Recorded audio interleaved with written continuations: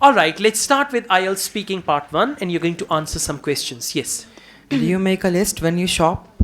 Yeah, I usually make list when I go to shopping because I think I'm not really good to memorize the things.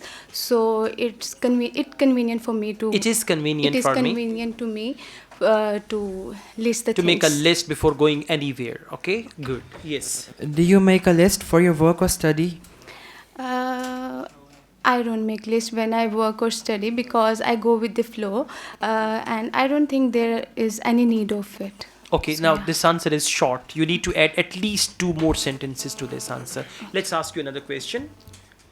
Why don't some people like making lists?